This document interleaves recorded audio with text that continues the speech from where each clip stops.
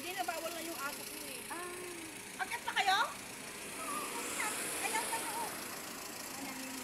Hindi na kasi, sanay na kasi siya doon. Hindi na kasi kami pwede dyan ate. Bakit? Kung i-akit ko man yan dyan, tawag nito. Bubuhatin ko.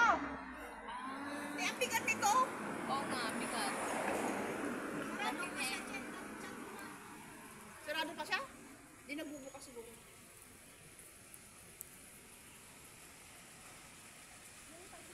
Pag-isip mo ng umaga, maiinis ka lang. Dapat naka-diaper yan sa umaga, ay sa bahay. Sa bahay. Kasi kawawa naman oh.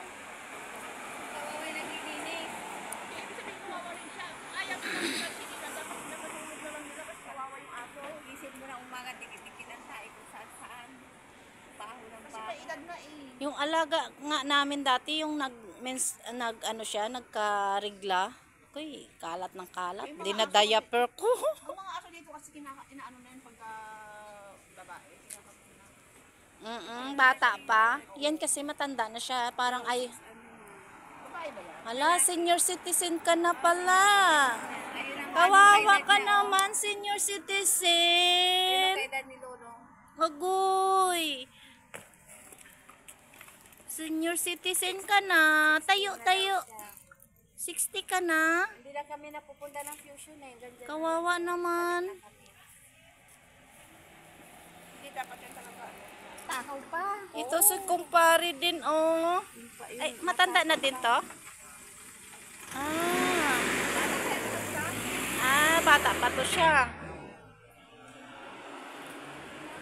Bye-bye.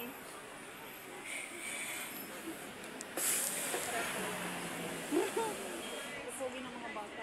Ito si Beauty. Si Peanut. Oh, sit. Peanut set. Tatlo yan eh.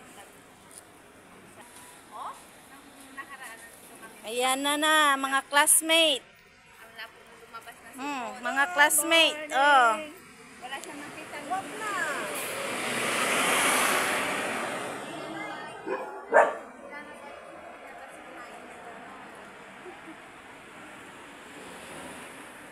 Mga classmate, yan.